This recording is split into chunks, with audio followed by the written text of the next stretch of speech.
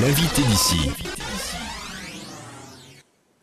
Et tout de suite, l'on retrouve notre invité d'ici, Bernard Esmieux, le maire de Saint-Crépin. Bonjour. Bonjour.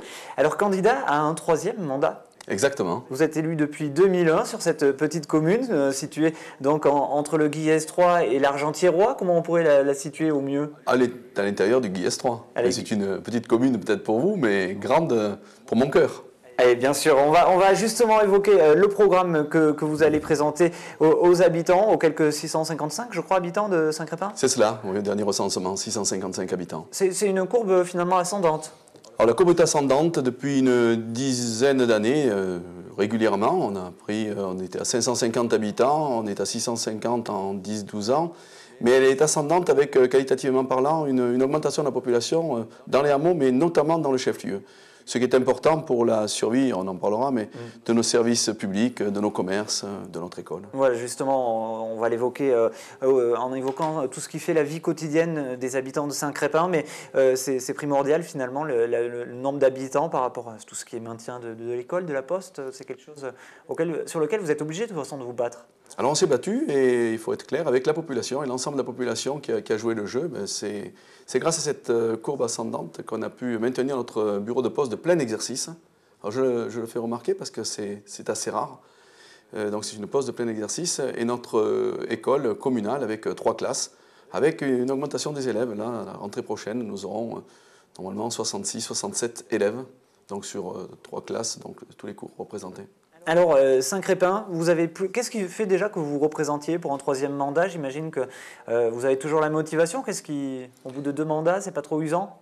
Non, ce n'est pas usant, c'est passionnant. C'est vraiment passionnant. Bon, d'abord, on répond à la demande de bon nombre de Saint-Crépinois qui nous ont demandé, parce que je ne suis pas seul, on est toute une équipe, de nous présenter ou de nous représenter. Nous sommes également totalement déterminés à poursuivre notre engagement, parce que nous sommes volontaires. Pour terminer les projets en cours, essayer de voir un petit peu tout ce qui peut être encore fait pour améliorer le quotidien des gens, parce que pour nous, l'important, c'est la vie quotidienne de la population. Et puis, il y a l'envie de continuer à s'investir pour une cause noble, s'il en est, rendre le maximum de services à la population, et puis également aux entreprises, et également aux touristes. 3 axes forts dans votre programme. Oui, 3 axes très forts. Le premier, c'est avant tout la vie quotidienne. La vie quotidienne des Saint-Crépinois et des Saint-Crépinoises, parce qu'il nous semble important aujourd'hui de bien comprendre que c'est sur la commune qu'il y a l'effort crucial à faire pour le mieux vivre et le vivre ensemble.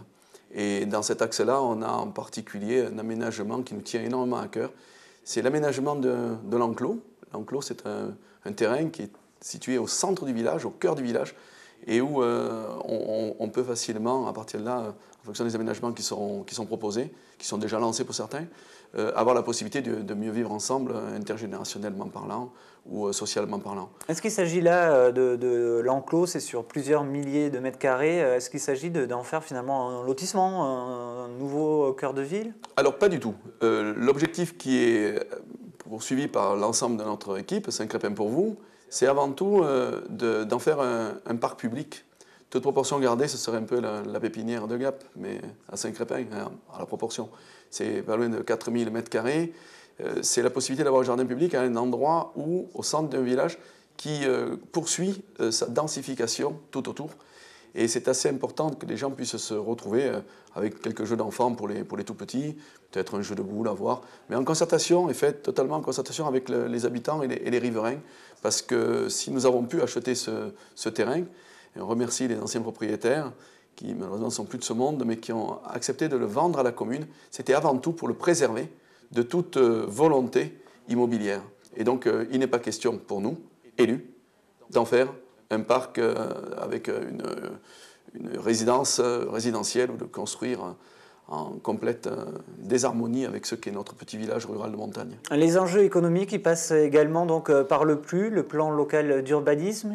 C'est un axe fort, effectivement. Nous avons été une des premières communes du Guillez 3, une des premières du nord du département à avoir notre plan local d'urbanisme approuvé. Et là, il faut maintenant, on l'a mis en place il y a quelques années déjà, une dizaine d'années maintenant, 9 ans. Aujourd'hui, il a bien répondu, ce PLU, puisqu'il y avait des objectifs dans le cadre du projet d'aménagement et de développement durable. Nous avions pensé, par exemple, que la population saint-crépinoise se stabiliserait autour de 700 habitants. On n'en est pas loin. sur 15 ans. Bon, à quelque chose près, c'est un objectif atteint. Aujourd'hui, il faut le revoir, ne serait-ce que parce qu'on a délibéré récemment pour que le plan local d'urbanisme soit en conformité avec le plan particulier des risques naturels qui nous a été imposé par la préfecture, qui a été service de l'État, qui a été adopté. Et aujourd'hui, c'est mettre en conformité avec le Grenelle de l'environnement.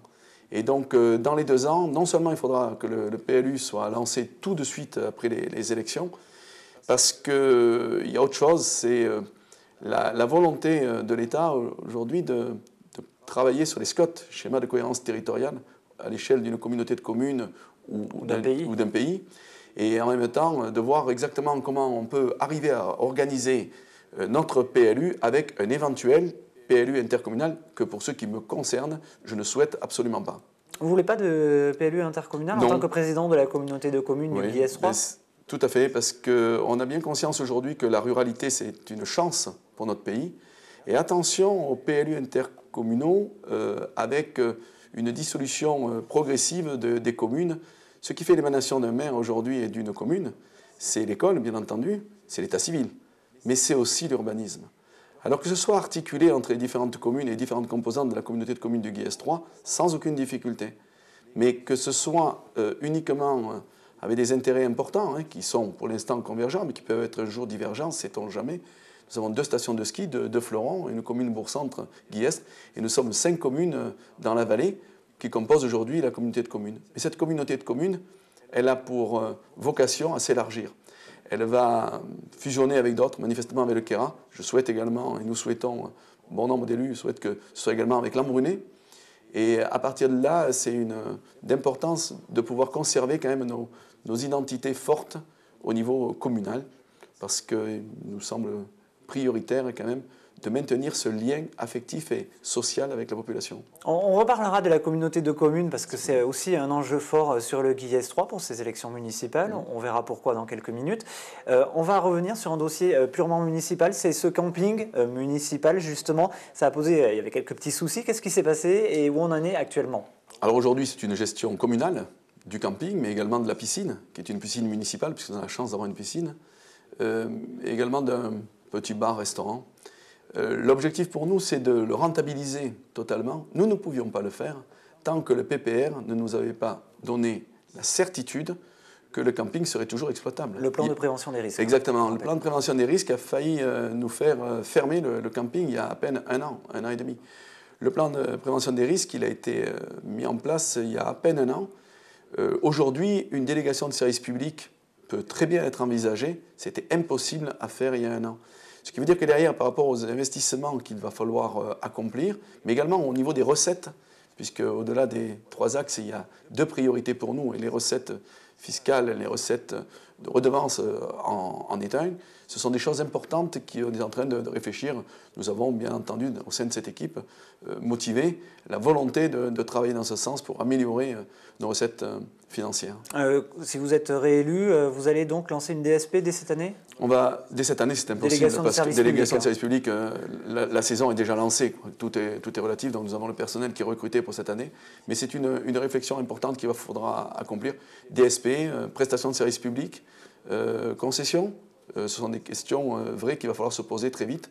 On a un joyau qui est bien situé à côté de notre plateforme aérienne, pas très loin des genévriers turifères, un endroit où finalement, à équidistance, vous le disiez tout à l'heure, de l'Argentière et de Guillestre, mais également entre les 2 parcs, le parc national et le parc régional. On évoque également le tourisme, puisque ça rejoint cette question, mais Saint-Crépin, il y a bien évidemment des commerces de proximité, des restaurants, un bib gourmand même? Alors, on a, oui, effectivement, un restaurant qui est inscrit au bib gourmand, c'est Table de Gaspard. On a Le Gaulois également comme restaurant, et les deux restaurants fonctionnent toute l'année, c'est à remarquer. Ils fonctionnent pratiquement tous les midis, donc c'est aussi à remarquer. Pour une population de 650 habitants, il y a beaucoup de monde qui fait le déplacement pour venir se restaurer à Saint-Crépin. Mais nous avons également 2 commerces, à savoir la boulangerie et puis une épicerie. Ce qui fait qu'aujourd'hui, il y a une vitalité importante et l'actuel conseil municipal, comme le prochain, souhaite accompagner toujours nos différents partenaires que sont les commerces, parce que je parle de partenaires en termes de travail, tel qu'il est accompli au sein d'un petit village rural de montagne. Allez, 2 petites questions pour terminer. La campagne qui a débuté très tôt et de façon assez vive finalement sur Saint-Crépin, où l'on voit donc une liste d'opposition qui est menée par Jean-Louis Queyrat, en l'occurrence, un grand entrepreneur des Hautes-Alpes, et soutenu par le docteur Albrand qui était sur notre antenne il y a quelques mois de cela et qui dénonçait votre gestion justement de la commune et disait il faut que Saint-Crépin se bouge. Mais Saint-Crépin se bouge, Saint-Crépin s'est bougé et Saint-Crépin se bougera.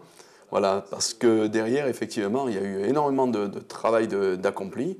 Il y a eu beaucoup de choses en termes de réglementation qui nous est arrivé. Tout à l'heure, je parlais du plan particulier de risque naturel, mais également au niveau du PLU.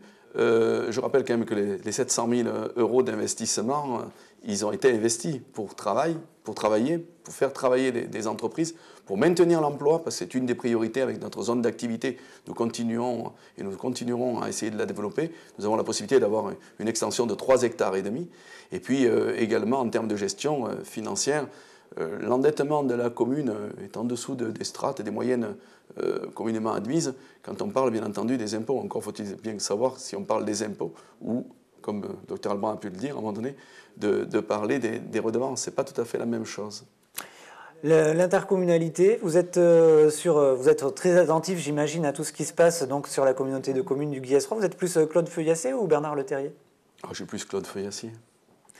On aura l'occasion donc de réévoquer ces changements peut-être pour la communauté de communes d'ici quelques semaines, puisque c'est l'enjeu des municipales aussi. Je pense que c'est un enjeu important parce qu'une commune aujourd'hui, il faut bien avoir conscience, et les électeurs doivent avoir conscience qu'une partie des compétences sont à la communauté de communes et que dans les 2 années à venir, il y a 3 compétences importantes qui basculeront à la communauté de communes sur 6, ce qui veut dire qu'une bonne partie de tout ce qui concerne les services à la population sont aujourd'hui gérés par la communauté de communes. Et ça, c'est en application directe avec la commune, la vitalité de nos villages ruraux de montagne. Voilà qui politise encore un peu plus cette campagne municipale au niveau intercommunal avec une liste de droite, divers droites en tout cas comme vous, qui se présente à Guillestre en opposition au maire sortant, Europe Écologie Les Verts, Bernard Leterrier. On aura l'occasion bien évidemment d'en reparler sur DC TV. Merci beaucoup. Merci beaucoup Bernard Rémieux. Merci à vous. L'invité d'ici.